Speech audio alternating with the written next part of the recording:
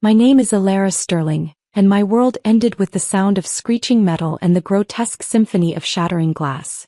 It was a violent, cacophonous finale that severed my sister's life and, I believed, my own.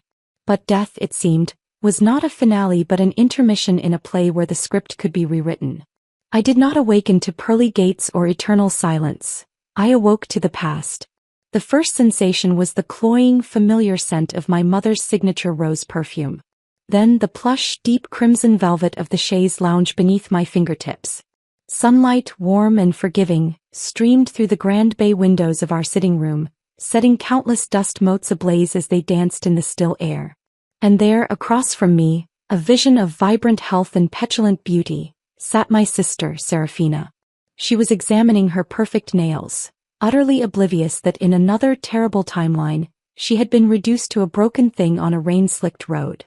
The past wasn't just a memory, it was a physical weight on my chest, a phantom pain from a life already lived and lost. Girls, our father's voice boomed, shattering the fragile silence and pulling my gaze from Serafina. He stood before the marble fireplace, a portrait of paternal gravitas, but I could see the familiar avarice gleaming in his eyes.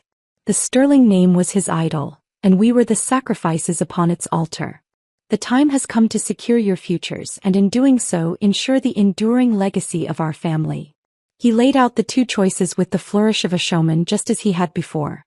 On one hand there was Kaelin Blackwood, the sole heir to the Blackwood Group, an empire built on generations of old money and unimaginable luxury. A life of gilded cages and impeccable social standing. On the other there was Rhys Thorne, the grandson of a man to whom our father owed a debt that could never be fully repaid. The Thornes were old blood, respectable, but their fortune had dwindled to a whisper. They were a prestigious name attached to a hollow vault. In our first life, Serafina had longed for Kaelin without a second thought, seduced by the glittering promise of limitless wealth and status. I had been the afterthought, the consolation prize bundled off to Rhys. That single decision had set us on a collision course with ruin, betrayal, and an early grave. I kept my gaze lowered, my pale hands folded neatly in the lap of my simple linen dress. I was Alara, the sickly Sterling daughter, the one who knew the feel of wheelchair leather better than the feel of dance floors. My opinion was a formality, a nod to the illusion of choice. Father's proclamation of a free selection was a beautifully wrapped lie, designed to make his manipulation easier for his conscience to swallow. Father, Serafina's voice, clear and firm as a bell, cut through the heavy air. I want to marry Rhys Thorne.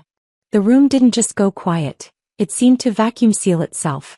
The very air was stolen. My head snapped up, my heart seizing into a frantic, painful rhythm against my ribs. This was wrong. This was a discordant note in a familiar symphony. Her eyes, those brilliant emerald pools, met mine for a fraction of a second, and in their depths, I saw a flicker of something ancient, knowing, and terrifyingly out of place. This wasn't the vain, shallow girl from a moment ago. This was the woman who had died screaming in a twisted metal cage. He remembered. He knew. Our parents erupted. Mother, in particular, was a study in horrified disbelief. Sarah, my darling, what absolute nonsense is this? Rhys Thorne is a nobody. A footnote. If it weren't for the charity of his grandfather. She trailed off, shooting a nervous, sideways glance at father. His face had tightened, his lips pressed into a bloodless white line. The Sterling reputation was his most prized possession, and every socialite in the city knew his success was built upon the foundation the Thorne family had provided decades ago. To renege on his public promise now would brand him an ungrateful social climber, a pariah. Meanwhile, the Blackwood matriarch, the formidable Cordelia Blackwood, a woman who put more stock in celestial alignments than in balance sheets, had procured our birth charts.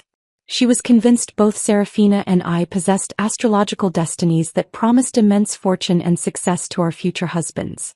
She wanted one of us for her grandson, Kaelin, a man rumored to be as cold, distant, and unwell as he was fabulously wealthy. Mother! Serafina pleaded, her voice adopting a perfect mask of selfless concern. She fluttered her lashes, a master at work. Kaelin's health is so terribly fragile. The cost of his care must be astronomical. If I marry Rhys, we'll have no such financial burdens. Let Alara have the life of comfort and luxury. Her condition means she needs it far more than I do. She played the part of the sacrificing, dutiful sister flawlessly. I watched, a cold, sickening realization washing over me. She hadn't just been reborn, she had returned with a blueprint. She was seizing the destiny I had painstakingly carved out in our previous life.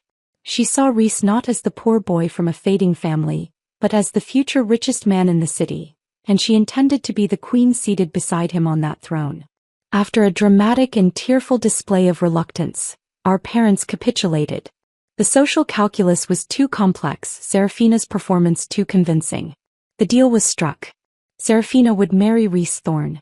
I was to be the offering, the fragile pawn traded for a strategic alliance with the mighty Blackwood Empire. Later, in the solitude of my bedroom, Serafina came to me. She wore a triumphant smile that was a brittle, fragile thing, not quite reaching her eyes. "Ilara," she said, her voice dripping with a syrupy, false sweetness that set my teeth on edge. "You're about to marry into one of the richest families in the country. Aren't you just thrilled?" I looked at her coldly, a sharp retort poised on my tongue, but a familiar racking spasm seized my chest. A cough, deep and tearing, clawed its way up my throat. I fumbled for a handkerchief, covering my mouth as my body convulsed. When the fit finally subsided, leaving me trembling and breathless, I pulled the white linen cloth away. A vivid, shocking crimson stain bloomed at its center, a grotesque rose against the snow. Serafina's eyes locked onto the blood. Her triumphant mask shattered. Her smile vanished. She blinked rapidly, her lips parting as if to form words that wouldn't come. Without a sound, she simply turned on her heel and walked away, her usual graceful stride replaced by something hurried, flustered, and almost fearful. I watched her go, a shadow of profound dread passing over my heart. We had once been so close, inseparable. But my congenital illness, a weakness in my heart and lungs that the doctors could never fully explain, had seen me confined to a wheelchair, educated by private tutors within these very walls, isolated and withdrawn. Serafina was everything I was not. Luminous, charismatic, the undisputed apple of our parents' eye. She had learned, with the keen instinct of a survivor, to leverage their favor for pretty dresses, affection, and privilege. The distance between us had grown from a crack into a canyon. Now, spoiled and favored by fate once again, her first reaction upon returning was to steal the luck I had earned through pain and loss.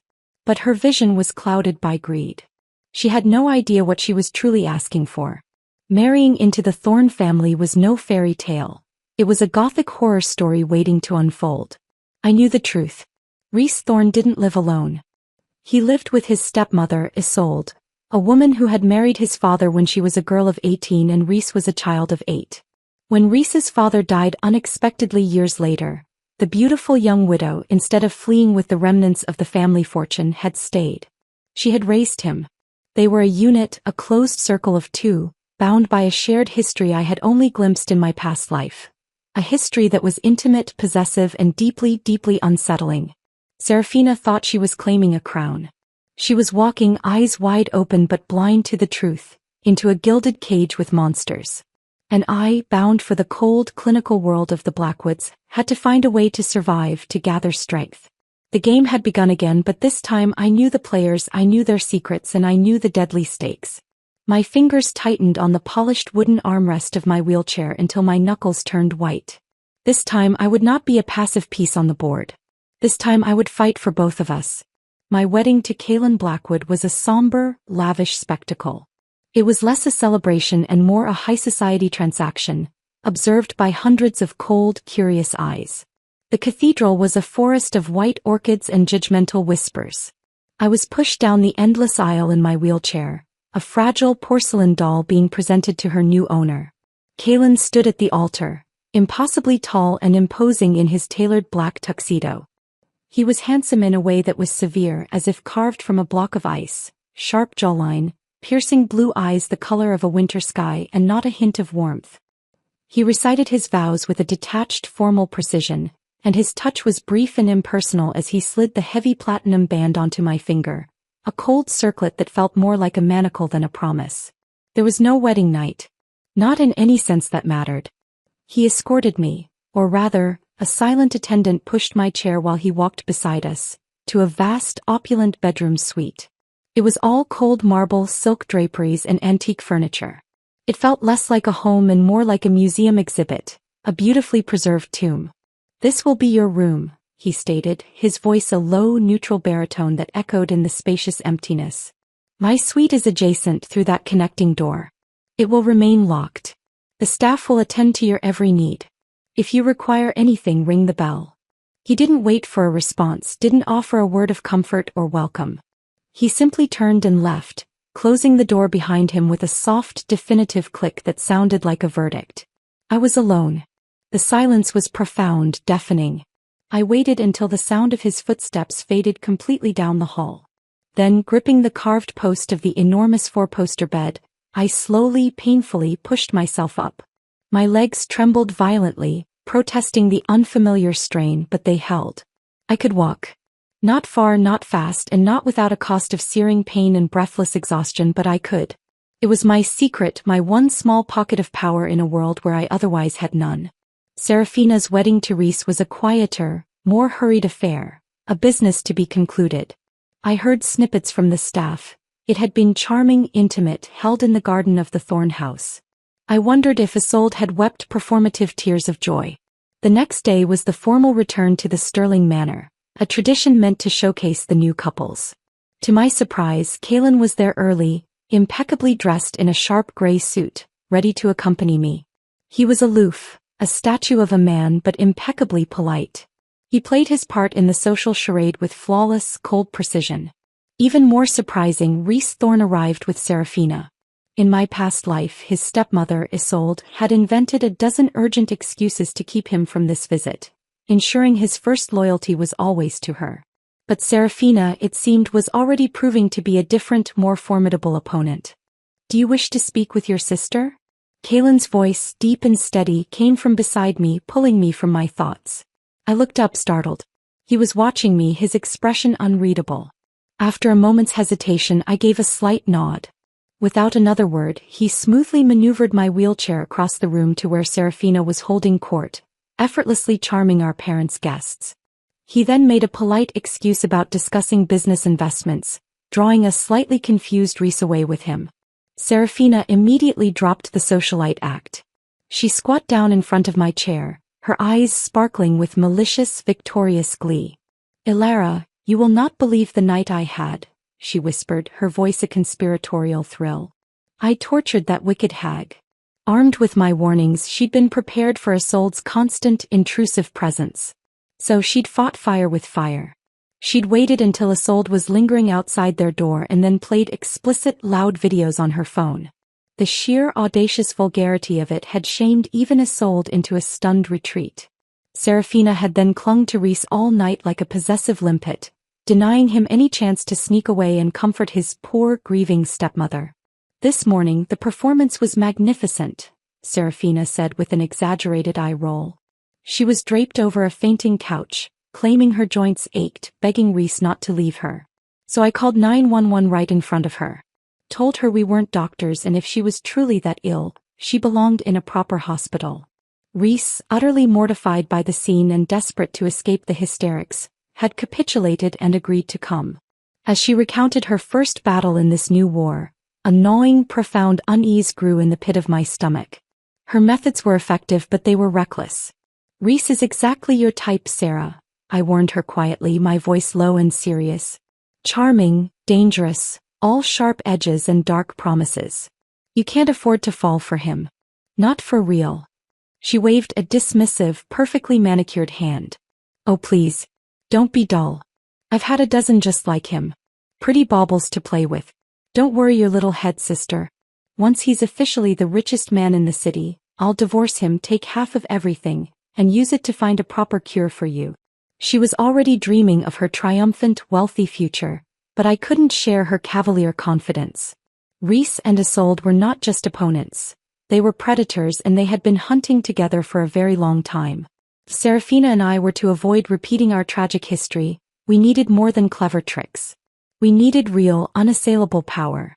And my best, perhaps only chance at securing that lay with the quiet, enigmatic man I now called my husband. After we returned to the stark, imposing grandeur of the Blackwood mansion, I found a moment of courage. I asked Kaelan to speak with me in his study. It was a room that suited him perfectly. Dark oak paneling, floor-to-ceiling bookshelves, leather armchairs, and a smell of old books, polished wood and sandalwood. You want me to convince my grandmother to divest from the new digital currency ventures? He asked, his brow furrowing slightly. It was the first sign of real emotion I'd seen from him, a flicker of mild incredulity. I nodded, my hands clasped tightly in my lap to hide their trembling. It's a bubble, Kaylin. It's pure speculation. The government will introduce policies very soon banning its trade and ownership. If the Blackwood Group is heavily invested, you'll be forced to liquidate at a catastrophic loss. It will trigger a chain reaction that could crash your stock price and cripple the company. He stared at me, his wintry eyes sharp and intense, probing mine for a lie, for a motive. How could you possibly know that?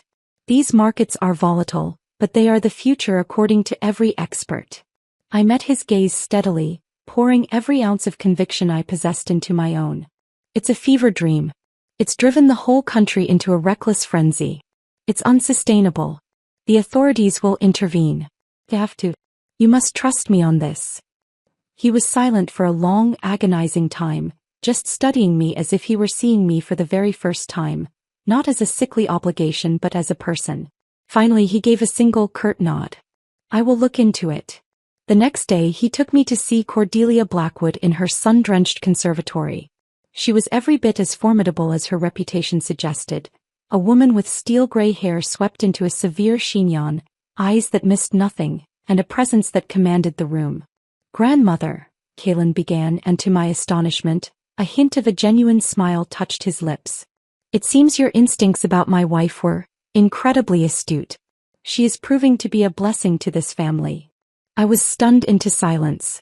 I had pegged him as brutally blunt and honest, constitutionally incapable of flattery or deception. I was wrong. He then laid out the argument against the digital currency investment, using cold, hard logic, market forecasts, and risk assessments, never once mentioning that the source of this sudden strategic pivot was his sickly new wife. For Cordelia, it had been a trendy, high-risk gamble, not a core strategy. Impressed by Kaylin's sudden fervor and persuaded by his impeccable logic, she agreed. The orders were given to pull all funds. A week later, the government dropped the hammer. The new policy was announced, and the digital currency market collapsed into dust and ruin overnight. Fortunes were erased. Companies that had held on were devastated. That evening, Kaylin found me reading in the library. "Ilara," he said, and for the first time his voice held a note of unmistakable warmth, a crack in the ice. "Thank you. You saved this family from a significant, perhaps irrecoverable blow." I offered him a small, soft smile, a genuine one. "I'm glad I could help. I was glad for the security it provided, for the leverage it gave me." He stared at me, seemingly captivated by the simple expression.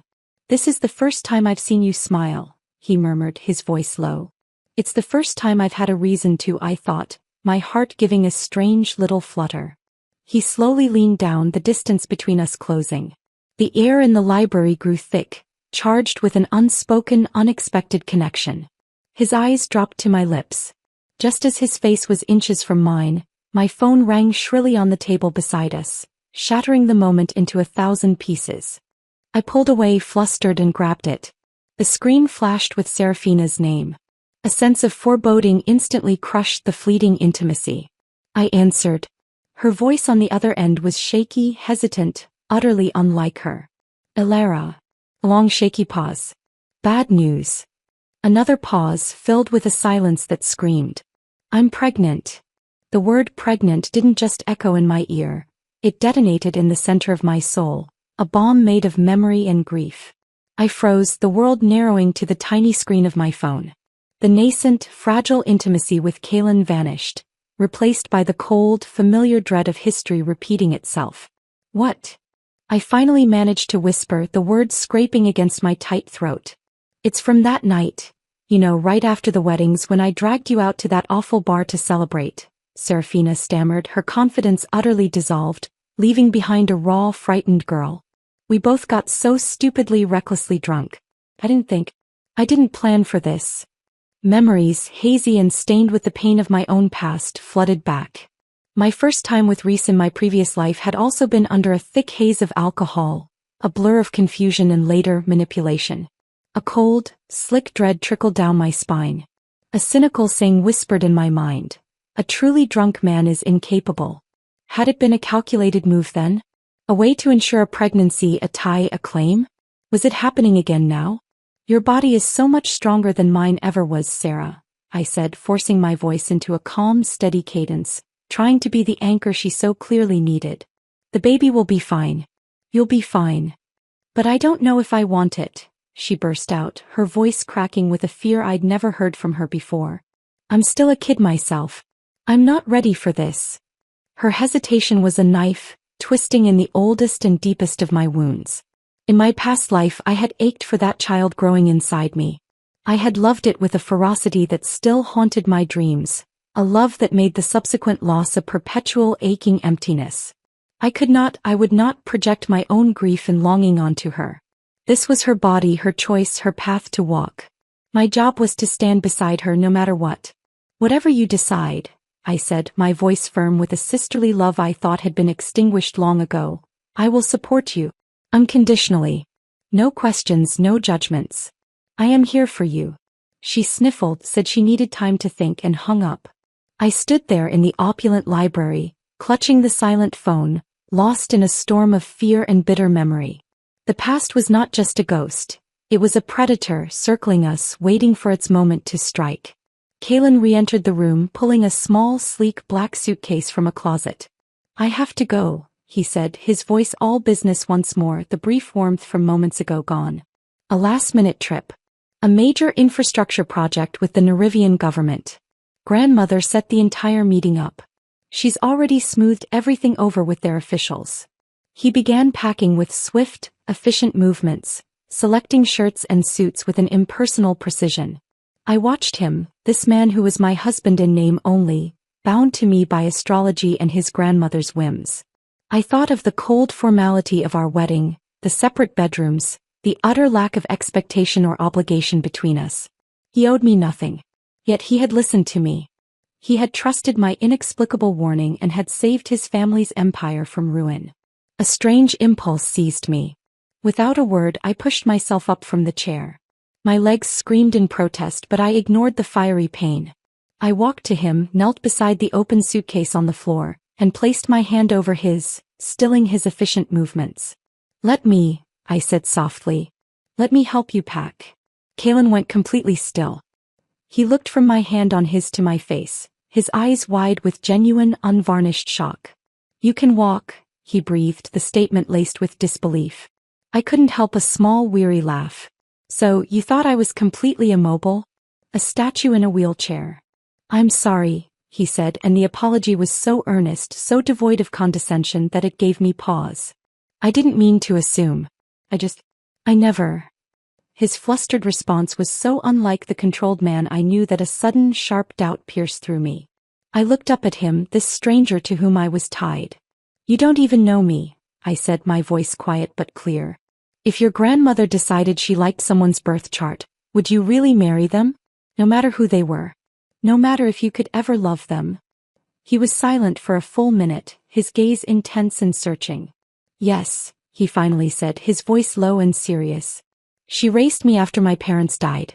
She carried this entire empire on her back alone.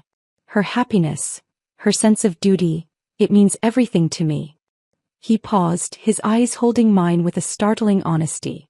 I made my peace with it. I assumed I would spend my life with that person. Respectfully. Providing for them. But from a distance. Without love. I thought of his marriage to Serafina in the other timeline. A barren, separate existence, two ghosts sharing a mansion. I understood his resignation. I nodded, a sad understanding passing between us. He hesitated, then added, the words seeming to cost him something. But now, it seems something unexpected has happened. My heart slammed against my ribs, a frantic bird in a cage. His meaning was clear, his almost confession hanging in the air between us, more intimate than any kiss could have been. Before he left for the airport, he cornered me by the front door. He pressed a hand against the dark wood on either side of my head, caging me in gently. Our bodies were close, not touching, but the heat of him was palpable. Our breath mingled. I could hear the unsteady, shallow rhythm of his.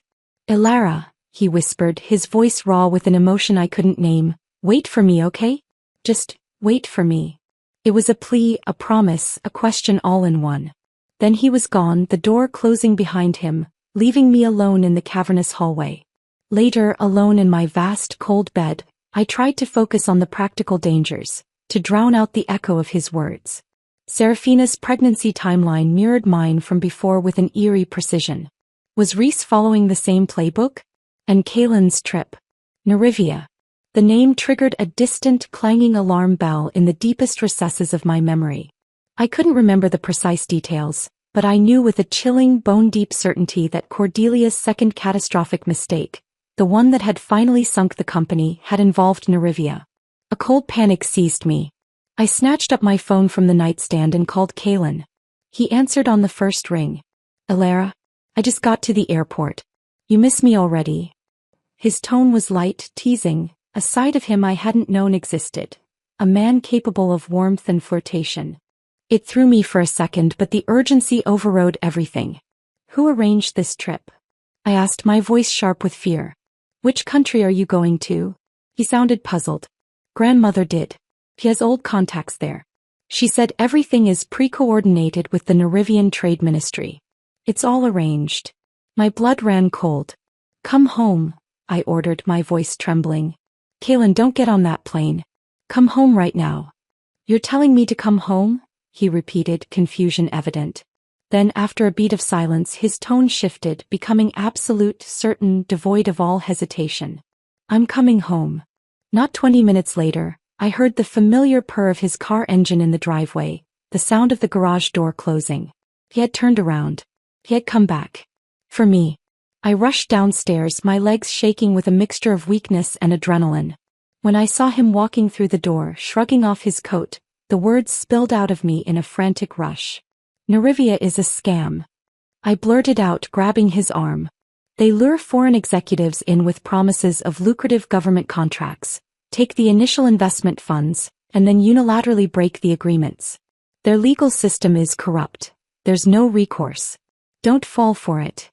But Kaylin didn't seem to hear the details of the warning. Instead of questioning me, he pulled me into a fierce, sudden embrace, burying his face in the curve of my neck. "Ilara," he murmured against my skin, his voice thick with emotion, "I'm just happy you told me to come home." This man, vulnerable, emotional, needing, was nothing like the cold, reserved statue Serafina had described in our previous life. He was a stranger, and yet, in that moment, he felt more real than anything else. Seeing my continued distress, he finally sobered, holding me at arm's length. "So, my clever, mysterious wife," he asked, a teasing note returning to his voice, though his eyes remained serious, "how did you know about this one?" I couldn't tell him. I couldn't give voice to the pain, the loss, the unbelievable truth of a life already lived. The sorrow and fear on my face must have been plain because he didn't press. He didn't demand answers. He simply pulled me close again, his arms a solid, safe harbor. "It doesn't matter," he whispered.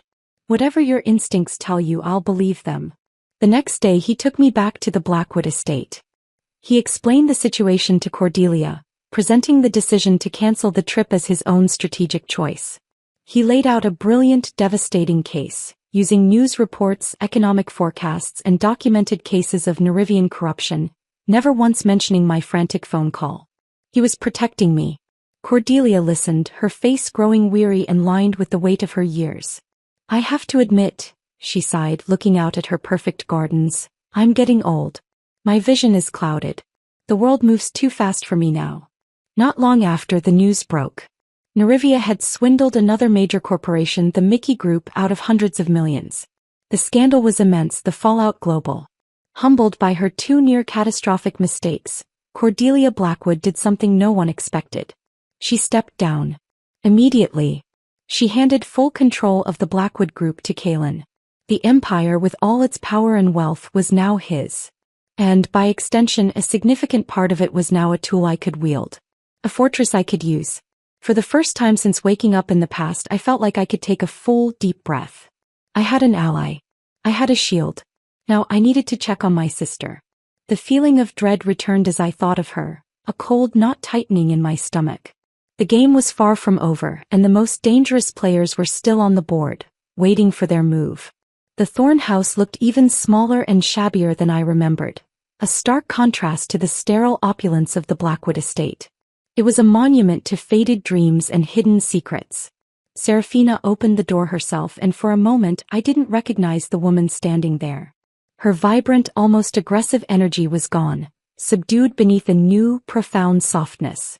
There was a vulnerability in her eyes, a tenderness that had never found a place there before. And then my gaze dropped and my breath caught in my throat. The gentle, round swell of her belly was unmistakable. It was a sight that filled me with a protective, ferocious tenderness so powerful it was almost paralyzing. "I thought you didn't want to keep it," I said softly, stepping inside the dim hallway. She gave a faint, tired smile that didn't reach her eyes. I hesitated. For a long time. But once I made up my mind, once I felt him kick. She placed a hand on her stomach, a gesture so instinctively maternal it made my heart ache. I just couldn't let go. She looked exhausted, her usual radiance dimmed.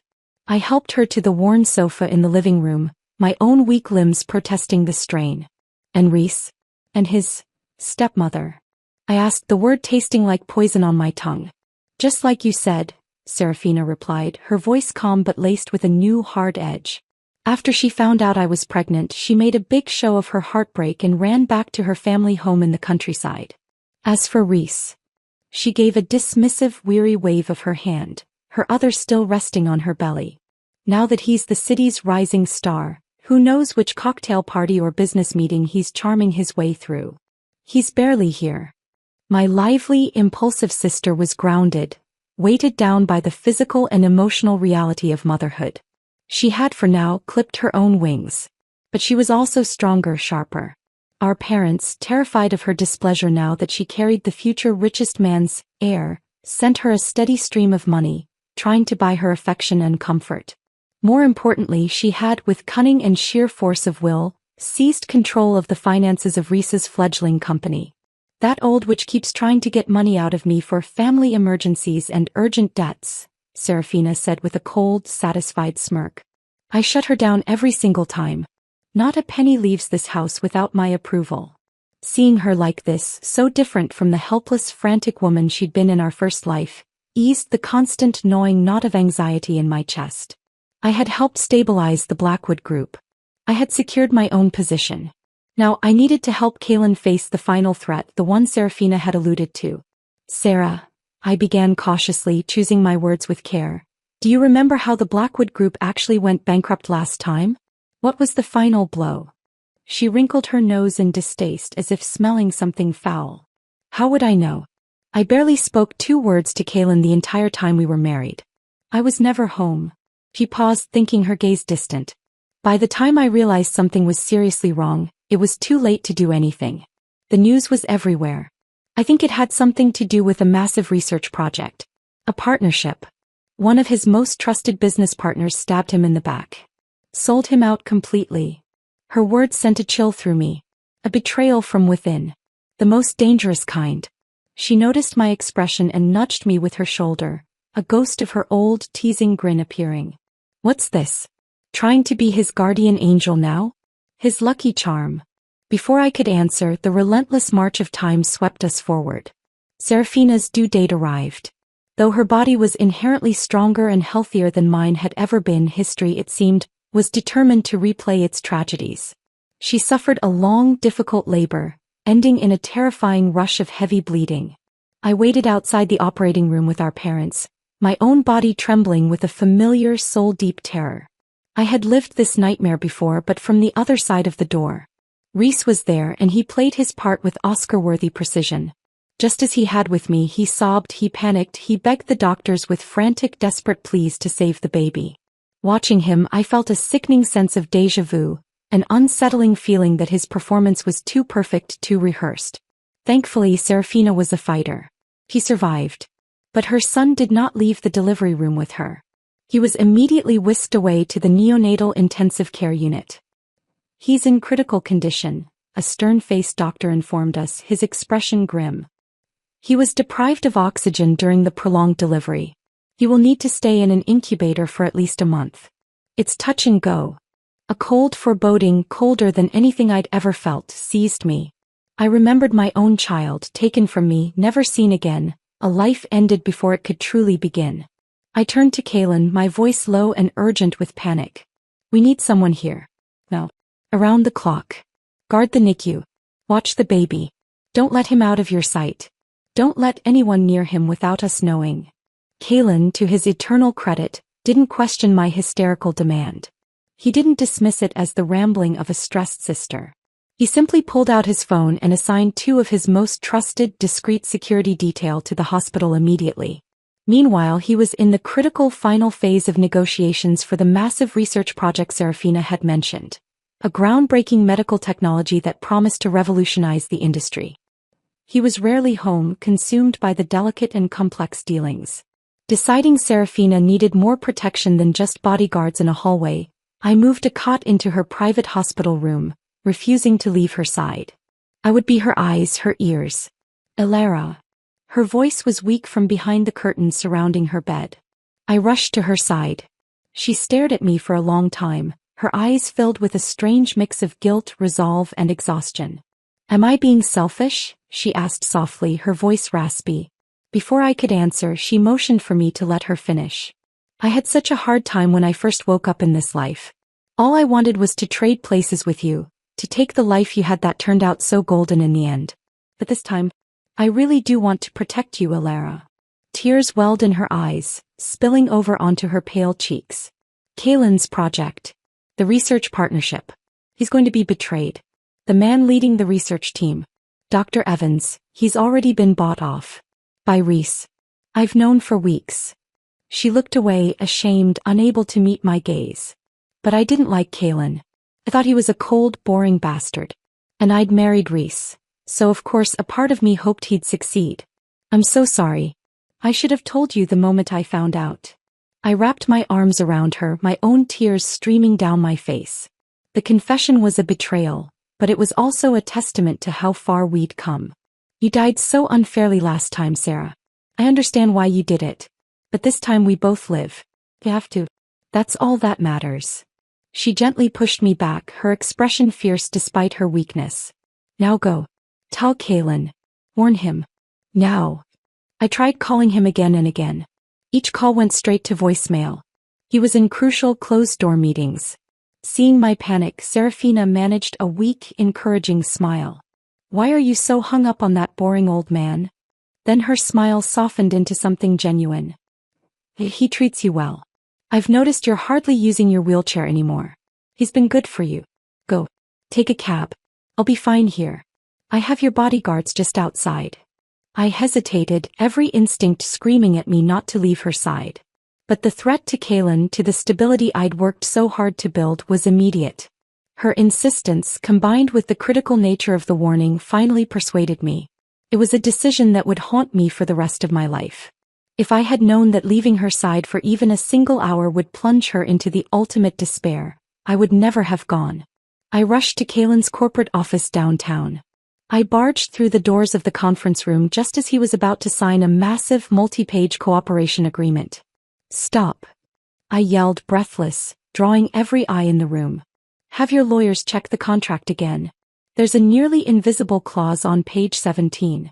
It's a trap. If you sign, you'll hand over all intellectual property without recourse. The Blackwood Group will be finished. Kaylin looked up from the document, calm amidst the sudden chaos I'd caused. He told me he'd already discovered the traitor in his ranks. He'd had Dr. Evans quietly escorted from the building an hour ago. You rushed over here like this? He asked, a warm, amazed light in his eyes. Were you that worried about me? He gave a self-deprecating laugh. After you've helped me spot so many disasters, did you really think I wouldn't be extra cautious? I had the entire contract vetted by 3 separate firms. The relief was so profound it made my knees buckle. Just as I turned to rush back to the hospital, he took my hand and pulled me into the center of the room, facing his stunned board of executives. Everyone, he announced, his voice filled with a pride that left me speechless. This is my wife, Elara. She is the reason this company has avoided not 1, but 2 existential crises in the past month. The next time you see her, You will accord her the respect she has earned. She is not a guest here, she is a Blackwood. The room, after a moment of shocked silence, broke into respectful applause. Someone even joked about handing out bonus red envelopes in the company chat. I stood there, frozen, my ears burning, my world tilting on its axis. This marriage of convenience was becoming something else entirely. A partnership, a bond, something real. Elara, Kalen whispered near my ear, his voice a low, fervent vow. I'll protect you. And your sister. Don't ever think about leaving me. His words were still echoing in my mind, a warm, protective shield when my phone rang. It was the bodyguard from the hospital. His voice was frantic, cracked with panic. Mrs. Blackwood, I'm so sorry. I only stepped away for a moment to use the restroom. When I came back, the hospital, they said the baby had died. He's gone. The world didn't just go silent, it ended. The applause, Kalen's promise, the warmth, it all vaporized. All I could hear was the sound of my own heart shattering for my sister, for her son, and for the devastating, horrifying feeling that fate was, after all, inevitable. The drive back to the hospital was a blur of silent, suffocating terror. Kalen's hand was a vice around mine, his face a grim, set mask. The bodyguard's words, the baby had died, played on a horrific, endless loop in my mind, a devastating echo of my own past loss. We practically ran down the hallway toward Serafina's room. Her screams, raw, guttural, and utterly shattered, tore through the door, each one a physical blow. Give me back my son. Give him back to me. A cold, clinical voice, a doctor or a senior nurse, replied with infuriating, practiced calm. Ma'am, we did everything humanly possible. I'm so sorry for your loss. Felt like a sick, twisted joke. Had we fought so hard, changed so much, only to arrive at the same devastating, hopeless destination on this hellish timeline? I had given Kalen every tool to avoid his fate. Why was I powerless to stop my sisters? Just then, as if summoned by the despair, Reese and Isolde arrived. Isolde, her face a perfect mask of performative grief, was carrying a portable bassinet. Seeing me staring at it, she forced an awkward, trembling smile. Elara, you're here too, she simpered, her voice dripping with false sympathy. I heard about the tragedy. I rushed back from the countryside the moment I got the news. She gestured to the bassinet. This is just a poor, unwanted little girl from my village. No family. I thought, perhaps giving her to Serafina might ease her pain a little. A distraction. My blood ran cold. The audacity, the precise, monstrous timing of it. Serafina and I hadn't lost our children on the same day in this life. How was she here right now with a replacement baby ready to go? The pieces, dark and monstrous, began to click into place with terrifying certainty. Reese repeated the same script to the screaming Serafina inside the room, word for word, his voice dripping with a grease of false sympathy. From inside the room, Serafina's grief erupted into pure, unadulterated fury. Get out. All of you. Get the hell out of here. Her voice broke into a hoarse, desperate scream that she directed at us in the hallway. Kalen, if you ever want things to be good between you and my sister again, help me kill them all. Kill them. Kalen didn't hesitate. A sharp, almost imperceptible nod to his bodyguards, and they moved with efficient, brutal grace, physically escorting a spluttering, outraged Reese and a shrieking Isolde away from the room and down the hall. I pushed into the room and gathered my sobbing sister into my arms. She clung to me, her body racked with violent tremors. Elara, she wept, her voice utterly shattered. Only now do I finally understand how desperate you must have felt. How alone. From the corner of my eye, I saw Kalen watching us, a flicker of deep, unsettled thought in his gaze. He was piecing it together, hearing her words not just as the ravings of a grieving mother, but as a key to a door he hadn't known existed. Serafina's baby had been in an incubator for over 2 weeks. We'd heard nothing but periodic, impersonal requests for breast milk. No updates, no progress reports, no visits. And now, the hospital simply presented a tiny corpse and a story of sudden failure? Looking at that lifeless form, how could Serafina even know it was truly hers? Gently, my own heart pounding, I voiced the terrible, necessary question. Sarah, should we, maybe ask for a DNA test? Just to be absolutely sure. Reese, who had been lingering near the door under the watchful eye of a bodyguard, overheard. his face contorted in feigned, magnificent outrage. He stormed back into the room. That is my son. My son with Serafina. Whether he lives or dies, you want to stick needles in him now. What kind of heartless monster are you? Kalen stepped forward, his presence suddenly dominating the small hospital room. I think it's a valid question given the circumstances, he said, his voice dangerously quiet. But Serafina cut through the tension, her voice cold and clear as ice, cutting through her tears. I want the test. Reese froze. The mask of outrage slipped for a fraction of a second, revealing sheer, unadulterated panic beneath. He gritted his teeth, his jaw muscle jumping. If a test must be done, he spat out, then I, as the father, will arrange it. He needed control. He had to control the narrative. The results came back with suspicious, dizzying speed.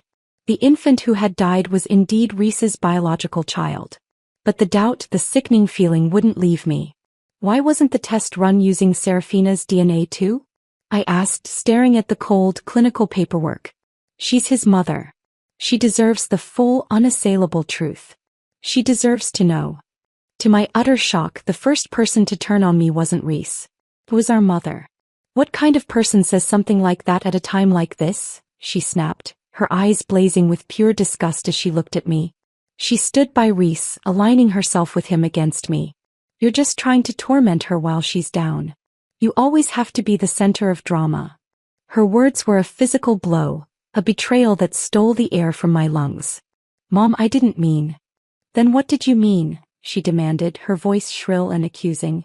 You always have that look on your face. Like the whole world has wronged you. Well, the world doesn't revolve around you, Alara. Luna is your daughter too. Serafina cried out, defending me weakly from her bed. But our mother wouldn't be swayed. Her favoritism, her ingrained dislike for my sickly, quiet presence, had found its moment to erupt. I just hate the way she walks around like a martyr. That perpetual victim face. I took a deep, shuddering breath, the betrayal of fresh, deep wound. I urged Serafina to rest and quietly left the room, my heart hardening into cold, determined resolve. I would find the truth myself. Then came the final cruel twist. Behind Serafina's back, while she was sedated with grief, Reese had ordered the immediate cremation of the child's body. When she found out, her scream was one of utter, absolute devastation. It was the sound of a soul being torn in two. She nearly collapsed from the shock. That was the moment. That cruel final act of control. That was when my suspicion crystallized into absolute cold certainty. This was not tragedy. This was strategy. This was evil. I went straight to Kalen, my eyes dry now, my voice steady. I need you to have someone watch them. Reese and Isolde. Day and night. Don't let them out of your sight. I need to know everything they do. He didn't ask why. He simply picked up his phone and made a call. Within days, we had our evidence. A series of long-lens photographs taken through a bedroom window in Isolde's countryside home. There she was, in a nightgown, nursing the baby she had claimed was an unwanted orphan from the village. The sight made my blood freeze in my veins. If she was lactating, it meant she had recently given birth. So whose child was she holding? Was it possible the baby was actually hers? The horrific truth of my own past life began to unravel before my eyes, a terrible tapestry of betrayal. Had I been tricked in the same way? Had my child been switched? Was my son, the one I had mourned so deeply, actually alive somewhere out there? Kalen acted instantly. Using a tissue from the bassinet Isolde had brought to the hospital, he ordered a covert DNA test on her and the infant. The results were both a vindication and a horror. The baby was indeed Isolde's. And the DNA was a match for Reese. The child was theirs. The product of their twisted secret union.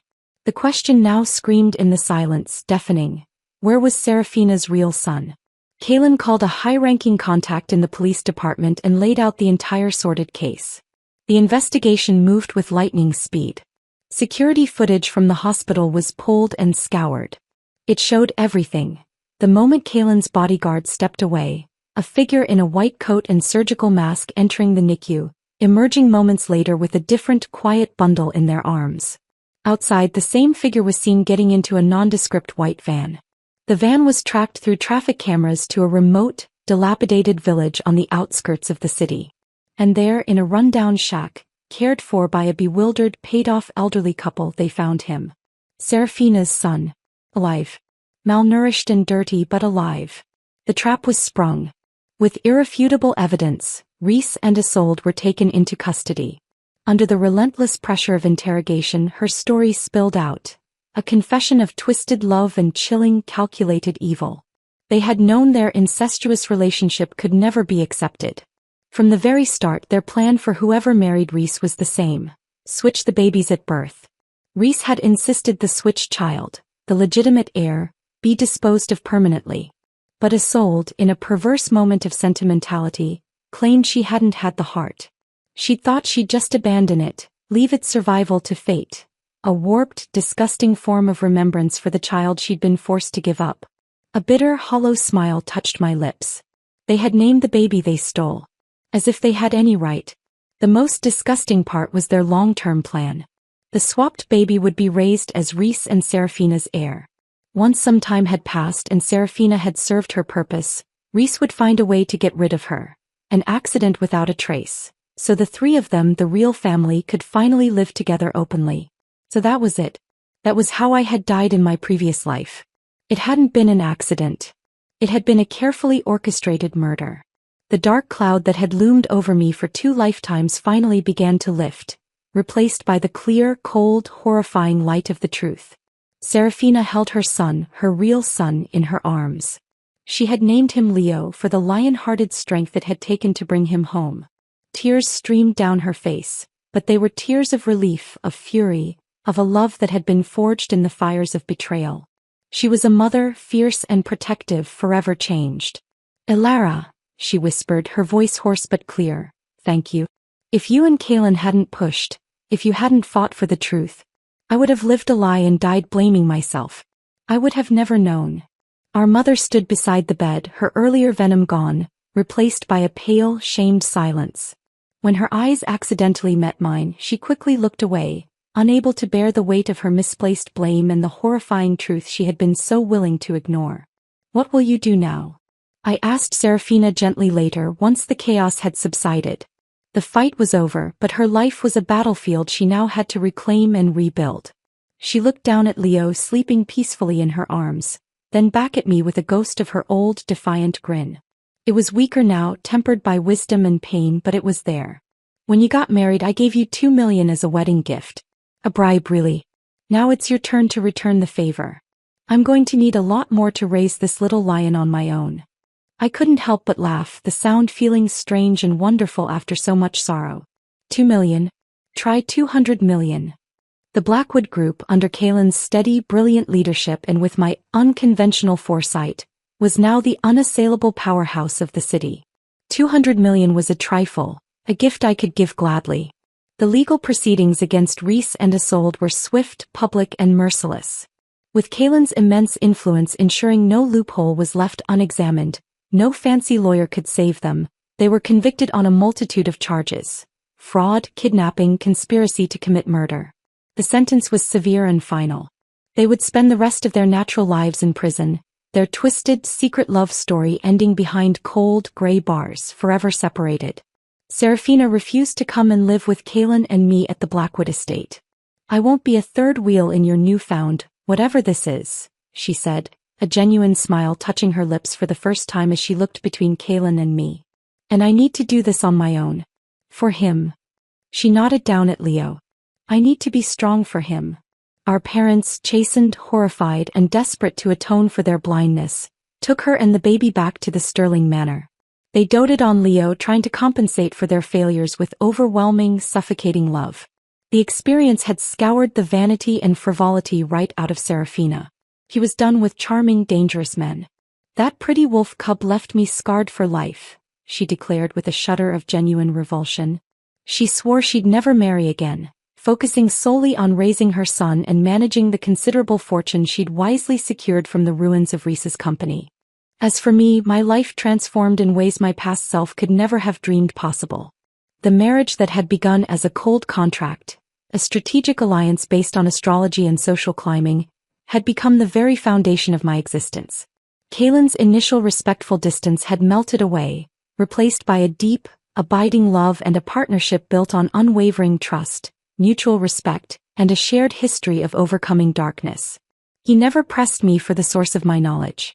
He simply accepted that my instincts were a part of me, a gift he cherished and relied upon. In the safety and security of his love, the constant gnawing tension that had kept me bound to my wheelchair began to ease.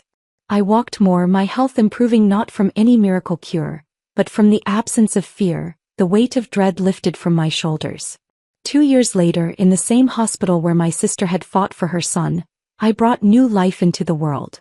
The delivery was not without its challenges. My body would always be fragile, but it was filled with hope, with love, with support, not dread and isolation. Kalen was by my side every single moment, his hand in mine, his wintry blue eyes soft with worry, awe, and in love that was as solid and real as the ground beneath our feet. When they placed our daughter in my arms, a tiny, perfect thing with a shock of dark hair just like her father's, I looked up at Kalen and saw tears tracking silently down his cheeks. It was a sight more precious to me than all the wealth and power in the world. We named her Hope. Looking down at her peaceful, sleeping face, I finally allowed myself to truly look back without pain. The original arrangement between Kalen and me was a distant, faded memory.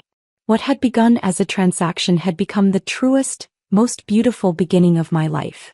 The bitterness of my past life, the loss, the betrayal, it was all real and it had shaped me, but it no longer defined me. It was a shadow that had been chased away by the light. I had a husband who loved me deeply, a sister who was finally, truly my friend and equal, a beautiful, healthy daughter, a nephew who was a survivor, and a future that was bright, secure, and unquestionably, joyfully my own. The wheel of fate had turned, and this time it had not crushed us. It had set us free. The end.